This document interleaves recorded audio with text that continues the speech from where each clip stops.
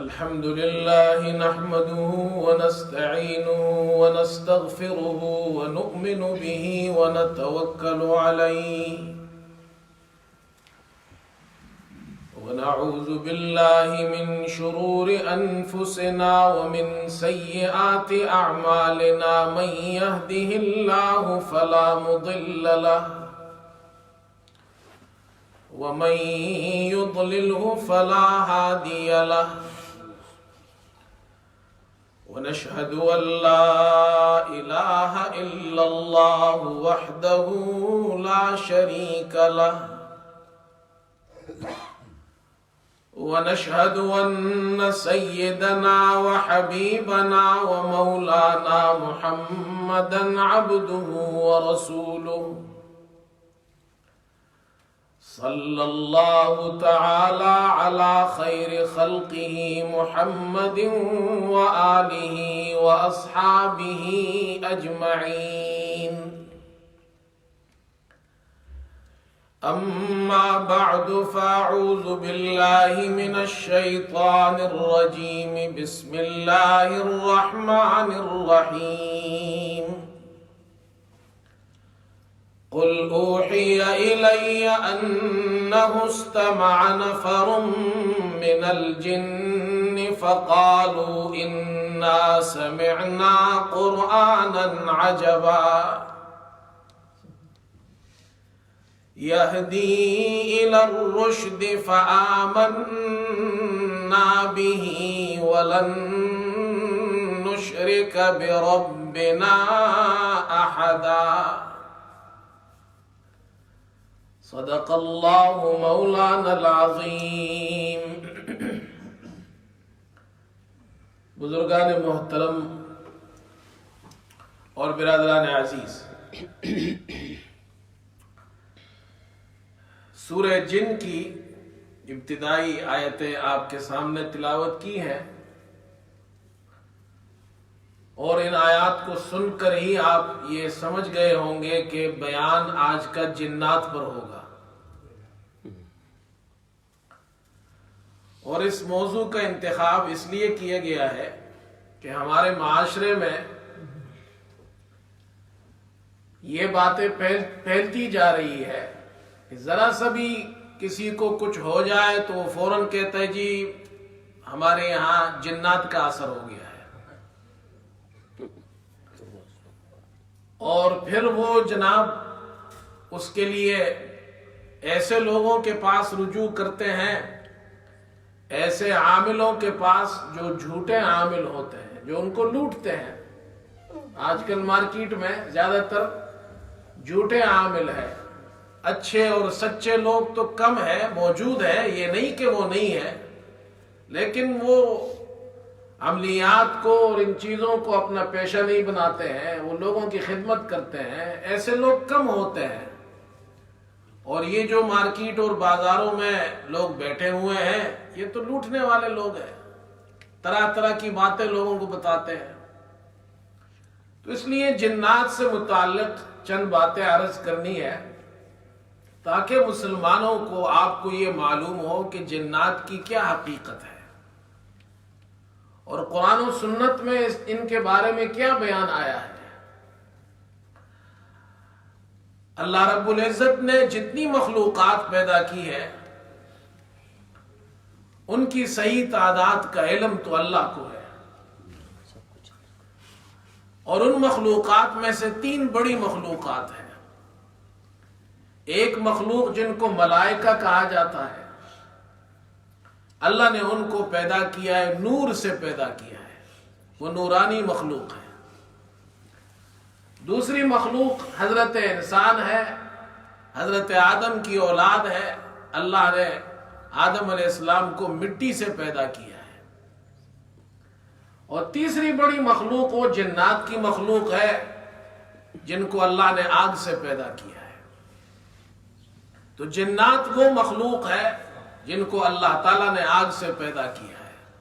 یہ مخلوق موجود ہے، ایگزسٹ کرتی ہے، ہمیں نظر نہیں آتی ہے، مخفی ہے، انسانوں کو نظر نہیں آتی یہ مخلوق، لیکن ان کا وجود ہے قرآن پاک میں اللہ تعالیٰ نے مستقل ایک سورت سورہ جن کے نام سے نازل کی ہے۔ پہلی بات تو سمجھنے کی ہے کہ جنات اور شیاطین میں فرق کیا ہے۔ تو جنات اور شیطان میں فرق یہ ہے کہ شیاطین جنات ہی میں سے ہے، لیکن شیاطین ان جنات کو کہا جاتا ہے جو کفار ہے، اور جنات کے اندر مسلمان بھی ہے، جنات کے اندر کافر بھی ہے، تو جو کافر ہیں ان کو شیاطین کہا جاتا ہے۔ قرآن پاک میں اللہ تعالیٰ نے اس کا ذکر کچھ یوں فرمایا وَإِذْ قُلْنَا لِلْمَلَائِكَةِ اسْجُدُوا لِآدَمَ فَسَجَدُوا إِلَّا إِبْلِيسَ كَانَ مِنَ الْجِنِّ۔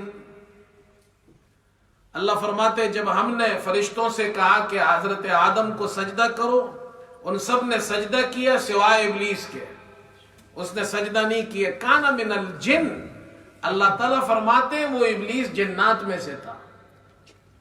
تو شیاطین یہ جنات میں سے ہے، اور ہر شیطان یہ جن ہے، لیکن ہر جن شیطان نہیں ہوتا، اس لیے کہ جنات میں مسلمان بھی ہے، جنات میں اچھے لوگ بھی ہیں۔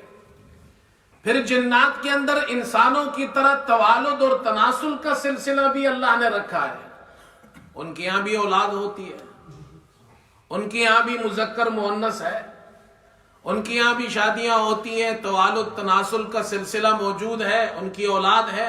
قرآن پاک کی اسی آیت میں اللہ نے آگے ذکر فرمایا اَفَتَتَّخِذُونَهُ وَذُرِّيَّتَهُ أَوْلِيَاءَ مِن دُونِي وَهُمْ لَكُمْ عَدُوٌّ، کیا تم اس شیطان کو، اس ابلیس کو، اس کی ذریت کو میرے سوا کارساز بناتے ہو، حالانکہ وہ تمہارے دشمن ہے۔ اللہ نے ابلیس کا، شیطان کا بھی ذکر کیا، اس کی ذریت کا بھی ذکر کیا۔ معلوم ہوا شیطان کی اولاد بھی ہوتی ہے، جنات کے یہاں توالد اور تناسل کا سلسلہ بھی ہوتا ہے۔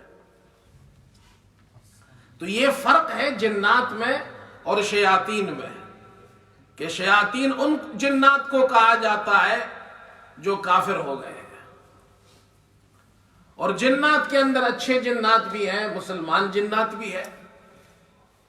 جس طرح انسانوں کے اندر مسلمان بھی ہے، کافر بھی ہے، اچھے بھی ہیں، برے بھی ہیں، اسی طرح جنات کے اندر بھی ہے۔ رسول کریم صلی اللہ علیہ وسلم کی جب بعثت ہوئی تو اس وقت اللہ تعالیٰ نے جنات کو جو آسمانوں پر جایا کرتے تھے ان کے جانے کو بند کر دیا۔ آپ صلی اللہ علیہ وسلم سے پہلے، آپ کی بعثت سے پہلے، نزول قرآن سے پہلے یہ جنات یہ آسمانوں پر جایا کرتے تھے۔ احادیث میں آتا ہے کہ جب اللہ تعالیٰ فرشتوں کو حکم دیتے تھے تو فرشتے آسمانوں کے پاس آ کر وہ باتیں کیا کرتے تھے، جنات جا کر ان کو سن لیتے تھے۔ ان میں سے کوئی ایک بات سن لی اور آ کر اپنے کاہنوں کو بتاتے تھے، وہ ان میں جھوٹی باتیں ملا کر لوگوں کو بتاتے تھے۔ جب قرآن کریم کے نزول کا سلسلہ شروع ہوا تو اللہ تعالیٰ نے پابندی لگا دی، اب جنات اوپر نہیں جا سکتے ہیں، اب وحی کا سلسلہ شروع ہو گیا، قرآن کریم کے نزول کا سلسلہ شروع ہوا، جنات پر پابندی لگا دی۔ اب جب کوئی جن اوپر جانے کی کوشش کرتا ہے تو اللہ تعالیٰ نے قرآن میں اس کا ذکر کیا فَأَتْبَعُهُ شِهَابٌ ثَاقِبٌ، ایک شہاب ثاقب، ایک آگ کا شعلہ، دہکتا ہوا شعلہ اس کے پیچھے لگ جاتا ہے اور اس کو اوپر جانے نہیں دیتا ہے، اس کو شہاب ثاقب کہتے ہیں۔ شہاب ثاقب کے بارے میں آگے جانے سے پہلے ایک بات یہ بھی سمجھ لیں کہ بعض ملحدین یہ اعتراض کرتے ہیں قرآن پر اور اسلام پر۔ شہاب ثاقب جس کو ہم اردو میں کہتے ہیں ستارہ ٹوٹنا، آپ نے دیکھا ہوگا بعض مرتبہ آسمان پر ایک روشنی ہوتی ہے، لوگ کہتے ہیں ستارہ ٹوٹا ہے۔ کہتے ہیں یہ شہاب ثاقب یہ تو آپ صلی اللہ علیہ وسلم سے پہلے بھی ہوتا تھا، ستارے ٹوٹتے تھے، تو پھر یہ کہنا کہ جی شہاب ثاقب سے جنات کو بھگایا جاتا ہے، تو اس کا جواب یہ ہے کہ قرآن کریم نے یہ نہیں کہا کہ جی شہاب ثاقب پہلے نہیں ہوتے تھے یا ستارے پہلے نہیں ٹوٹتے تھے، ستارے پہلے بھی ٹوٹتے تھے، لیکن جب وحی کا نزول شروع ہوا رسول کریم صلی اللہ علیہ وسلم پر اور قرآن کا نزول شروع ہوا تو اللہ تعالیٰ نے اب یہ کام لیا کہ اب شہاب ثاقب کے ذریعے شیطان کو بھگایا بھی جاتا ہے، جنات کو بھگایا بھی جاتا ہے، تاکہ وہ فرشتوں کی باتیں اوپر سن نہ لیں۔ تو اس مدت کے لیے اللہ رب العزت نے یہ انتظام فرمایا ہے۔ بہرحال جب جنات پر یہ پابندی لگ گئی تو جنات نے آپس میں مشورہ کیا کہ دنیا میں ضرور کوئی بہت بڑا واقعہ ہوا ہے جس کی وجہ سے ہم آسمانوں پر نہیں جا سکتے ہیں، اب اوپر جا کر ہم فرشتوں کی وہ باتیں جو چھپ کر سنتے تھے اب نہیں سن سکتے۔ تو انہوں نے اپنی ٹیمیں بنائی اور دنیا کے مختلف علاقوں میں بھیجی کہ جاؤ جا کر تلاش کرو کہ یہ کیا واقعہ ہوا ہے۔ رسول کریم صلی اللہ علیہ وسلم مقام نخلہ میں تہجد کے وقت رات کو تہجد کی نماز پڑھ رہے تھے، قرآن شریف آپ پڑھ رہے تھے کہ جنات کی ایک جماعت جو وہاں سے گزر رہی تھی انہوں نے قرآن سنتے ہوئے آپ صلی اللہ علیہ وسلم کو قرآن پڑھتے ہوئے دیکھا اور قرآن کو سنا تو وہاں رک گئے۔ آپ صلی اللہ علیہ وسلم کو اس کا علم نہیں، انہوں نے قرآن سنا، اللہ نے وحی کے ذریعے آپ کو بتایا کہ جنات کی ایک جماعت آئی جنہوں نے آپ کا قرآن سنا ہے۔ سورہ جن کی آیتیں نازل ہوئی، فرمایا قل اوحی الی انہ استمع نفر من الجن فقالوا انا سمعنا قرآنا عجبا۔ آپ فرما دیجئے کہ مجھ پر یہ وحی کی گئی ہے، استمع نفر من الجن، کچھ جنات کی ایک جماعت نے مجھ سے قرآن کو سنا ہے، اور انہوں نے قرآن سن کر کہا انا سمعنا قرآنا عجبا، ہم نے عجیب قرآن سنا ہے، اس سے پہلا ایسا کلام نہیں سنا۔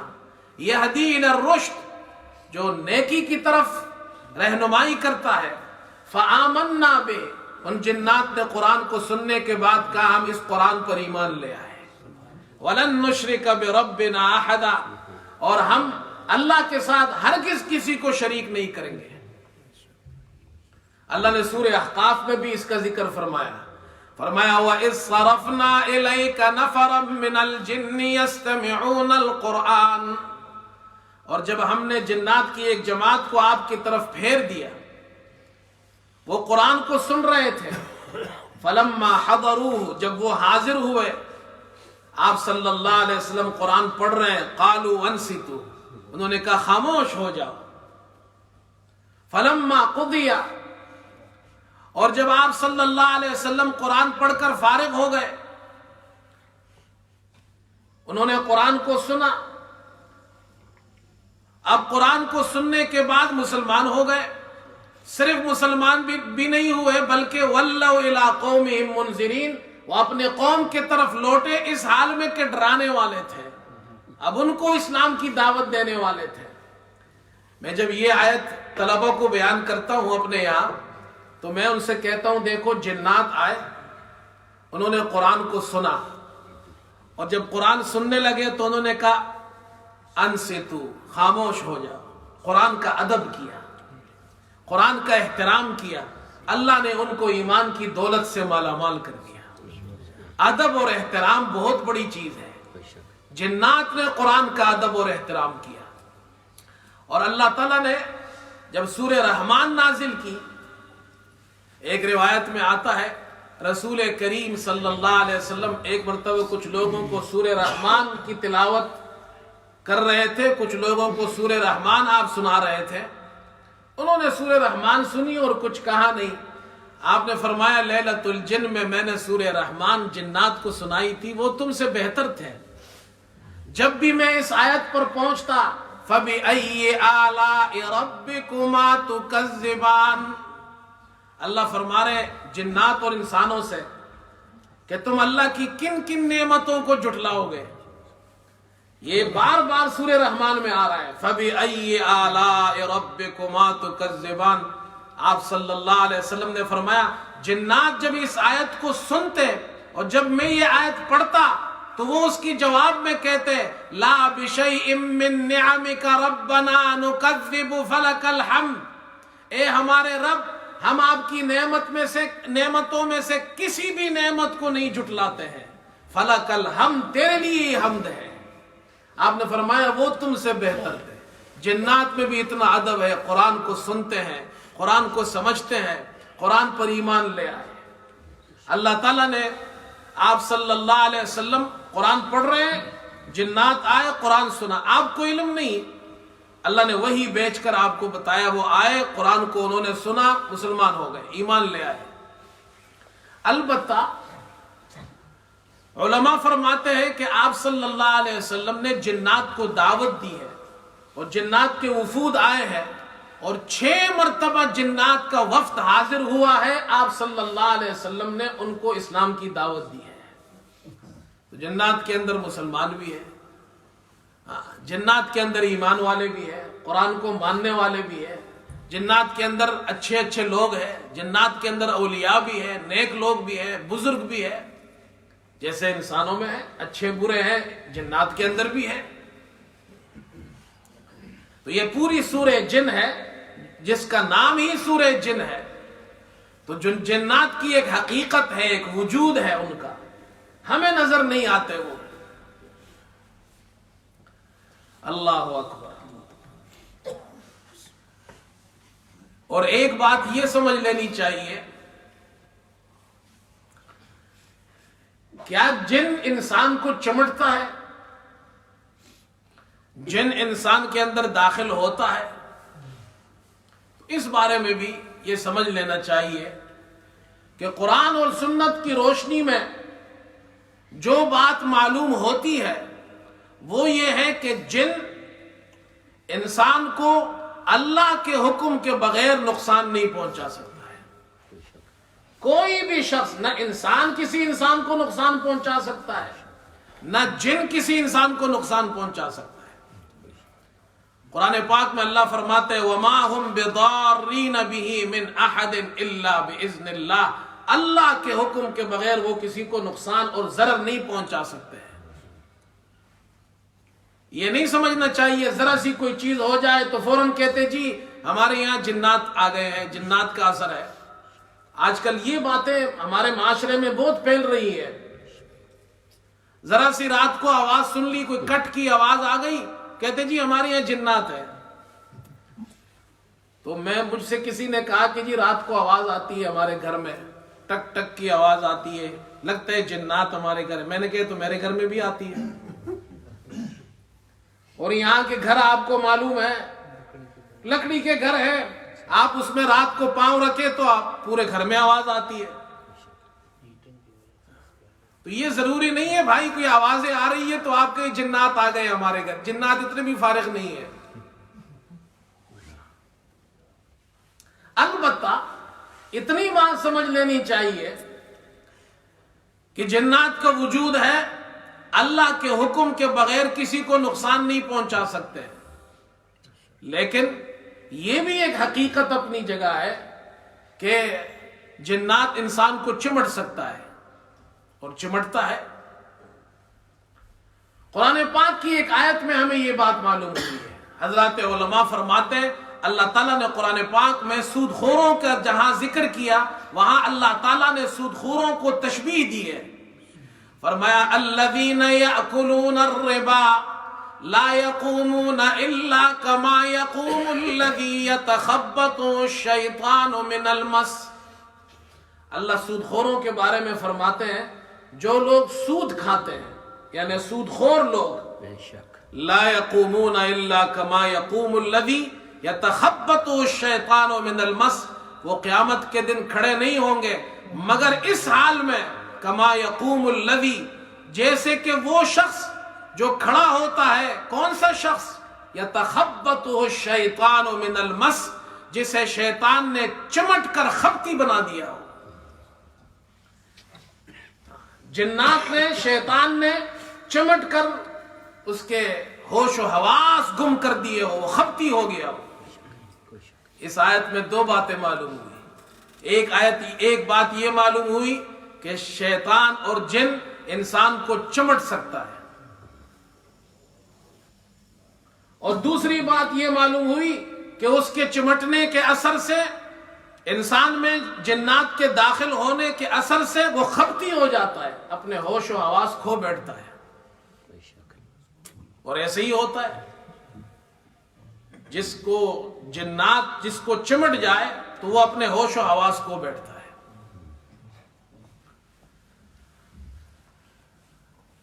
لیکن یہ نہیں سمجھنا چاہیے کہ بھائی جس شخص کے بھی ہوش و حواس کھو جائے تو سمجھ لے، یہ سمجھنا شروع کر دے کہ جنات اس کو چمٹ گیا ہے یا جنات اس کو چمٹ گئے. ایسا نہیں ہے. ہاں، یہ حقیقت ہے اپنی جگہ کہ شیطان انسان کو چمٹتے ہیں. اللہ کے حکم کے بغیر کوئی نقصان نہیں پہنچا سکتا ہے. اسی طرح ایک حدیث میں رسول کریم صلی اللہ علیہ وسلم نے ارشاد فرمایا، ان الشیطان یجری من الانسان مجرى الدم، شیطان انسان کے جسم میں خون کی طرح گردش کرتا ہے. امام قرطبی رحمت اللہ علیہ اور حافظ ابن کثیر رحمت اللہ علیہ بڑے علماء گزرے ہیں.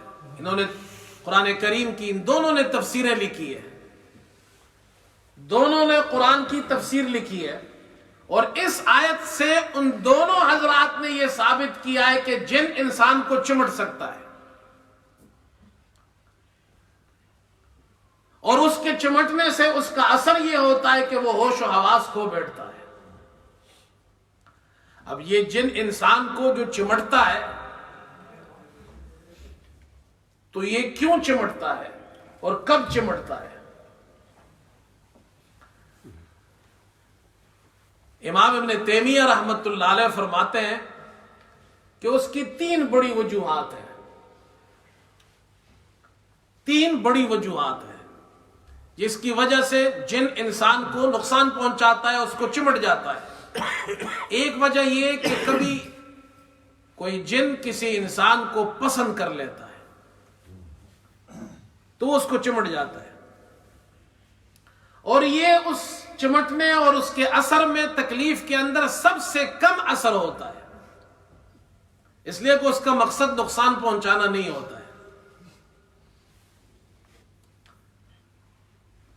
دوسری صورت یہ ہے کہ انسان کبھی بھولے میں، کبھی ویرانے میں نکل جاتا ہے، جنگل کی طرف جاتا ہے، تو بھولے کے اندر، اس لیے کہ یہ جو جنات ہے یتشکل باشکال مختلفہ، یہ مختلف شکلوں میں آ سکتے ہیں، کبھی جانور کی شکل میں ہوتے ہیں، تو یہ انسان بے خیالی میں، بے دھیانی میں اس جانور پر پاؤں رکھ دیتا ہے، اس کو نقصان پہنچتا ہے، تو پھر وہ بدلے میں اس انسان کو نقصان پہنچاتا ہے.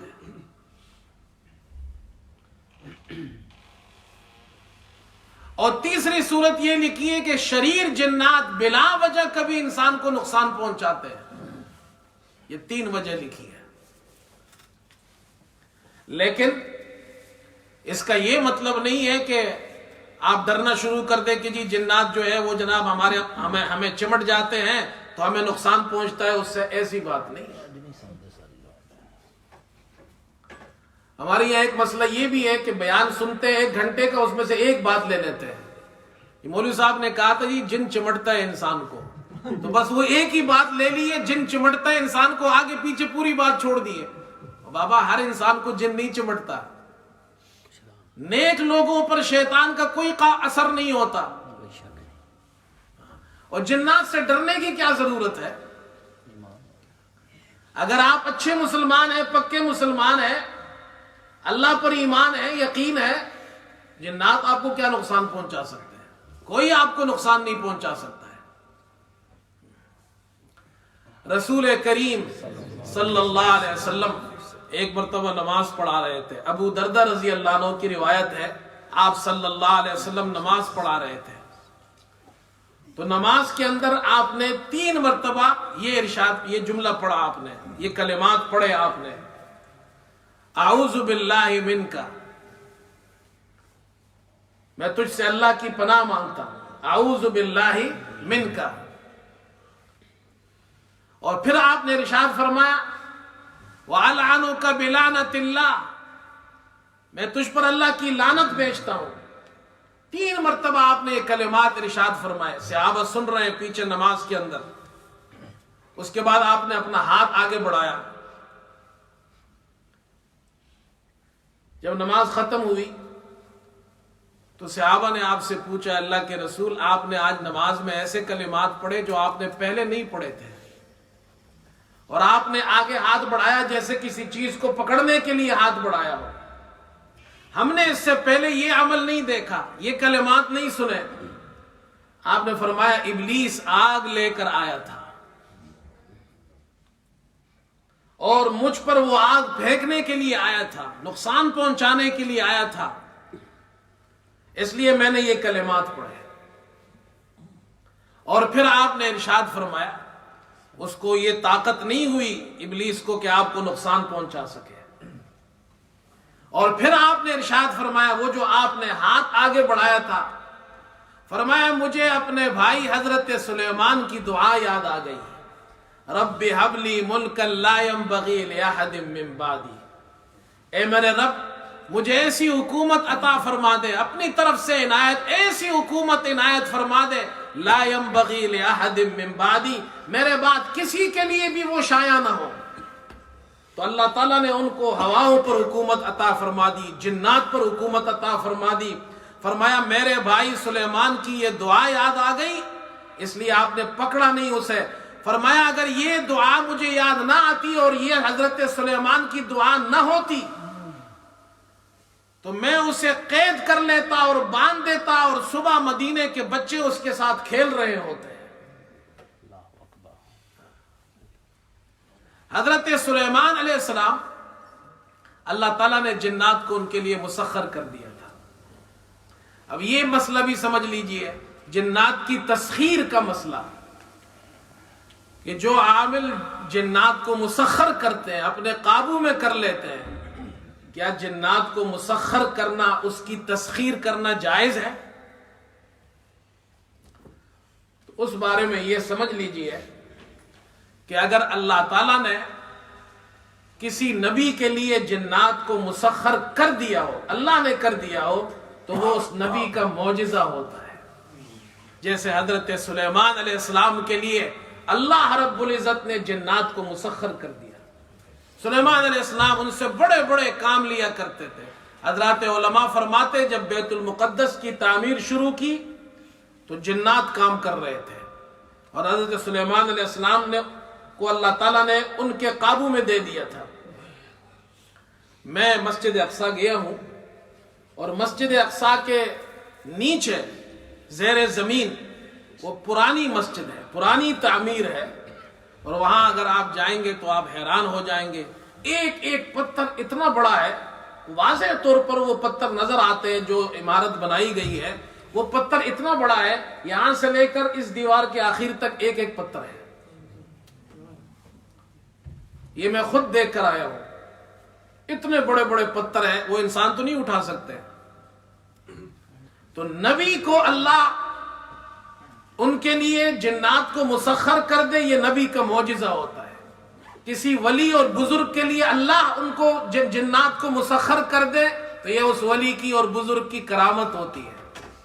اس کے علاوہ جنات کو مسخر کرنا، اب یہ سمجھ لیجئے، اگر کوئی عامل جنات کو مسخر کرتا ہے، قابو میں کرتا ہے، اور اس کے لیے کفریہ کلمات کہتا ہے، اس لیے کہ جو شیاطین اور جنات ہوتے ہیں یہ کفر و شرک سے خوش ہوتے ہیں، اور پھر وہ اس کے وہ اس کو رشوت دیتے ہیں، اور پھر وہ اس عامل کو خوش کرنے کے لیے اس کی بات مانتے ہیں۔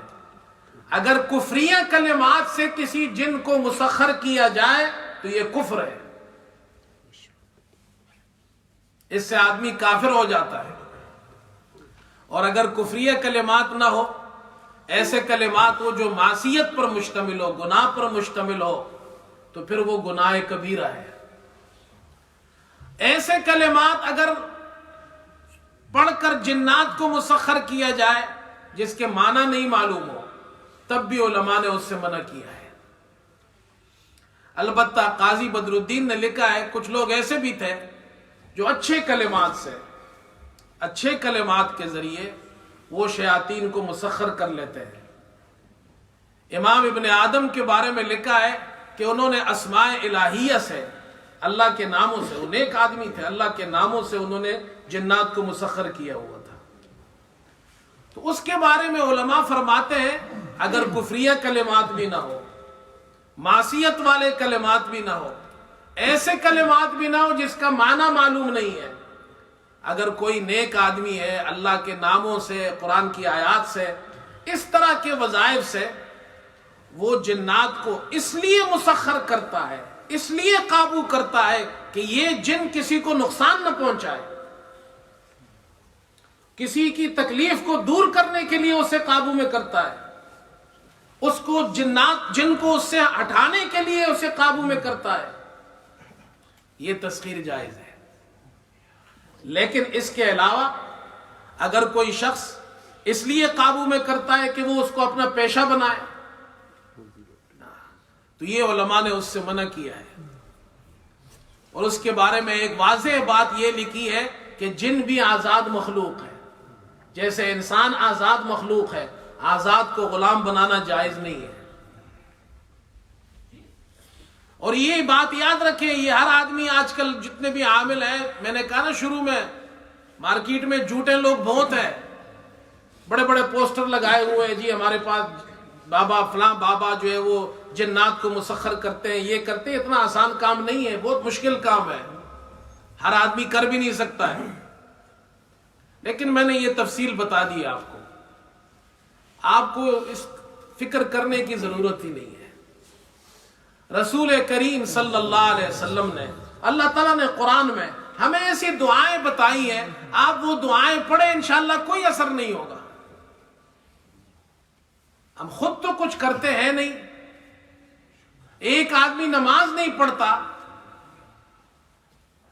کپڑے اس کے پاک نہیں ہوتے ہیں، دن میں وضو نہیں کرتا ہے، وہ بدن اس کا پاک نہیں ہے، وہ اب اس کا بدن بھی ناپاک، کپڑے بھی ناپاک، وضو وہ نہیں کرتا، غسل وہ نہیں کرتا، نماز وہ نہیں پڑھتا ہے، اللہ کا نام وہ نہیں لیتا ہے، تو شیطان نہیں چمٹے گا تو کیا چمٹے گا اسے؟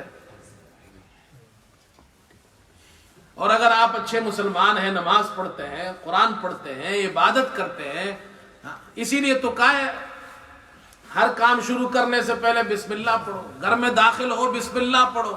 رسول کریم صلی اللہ علیہ وسلم نے فرمایا جو شخص گھر میں داخل ہوتا ہے بسم اللہ پڑھتا ہے تو شیطان اس کے ساتھ گھر میں داخل نہیں ہو سکتا، اور اگر وہ بسم اللہ نہیں پڑھتا شیطان داخل ہو جاتا ہے۔ پھر جب وہ کھانا کھاتا ہے تو شیطان بسم اللہ نہیں پڑھتا تو شیطان اس کے ساتھ کھانے میں داخل ہو جاتا ہے۔ آپ نے تو یہاں تک ارشاد فرمایا شیطان اور جنات دوسرے شیطانوں سے کہتے ہیں آ جاؤ آ جاؤ، تمہیں کھانا بھی مل گیا اور تمہیں رات کو سونے کی جگہ بھی مل گئی۔ تو شیطان کو تو اگر آپ بسم اللہ نہیں پڑھتے ہیں، اور اگر ہم گھر میں داخل ہو بسم اللہ نہ پڑھے، کھانے سے پہلے بسم اللہ نہ پڑھے، تو شیطان اور جنات کو تو ہم خود انوائٹ کر رہے ہیں۔ اللہ کے رسول صلی اللہ علیہ وسلم نے تو ہمیں دعائیں بتائی ہے، سورہ فلق پڑھے، سورہ ناس پڑھے، آیت الکرسی پڑھا کریں۔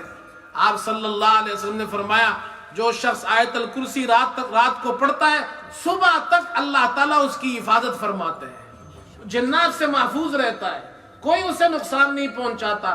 بچوں کو آیت الکرسی یاد کرا دے، رات کو سونے سے پہلے آیت الکرسی پڑھ لیا کرے، انشاءاللہ کوئی تکلیف نہیں ہوگی۔ وضو میں جب آدمی ہوگا، دن میں 5 مرتبہ نماز پڑھے گا، کپڑے اس کے پاک ہوں گے، بدن اس کا پاک ہوگا، شیطان ایسے لوگوں کو پسند نہیں کرتا، ان کے قریب نہیں آتا۔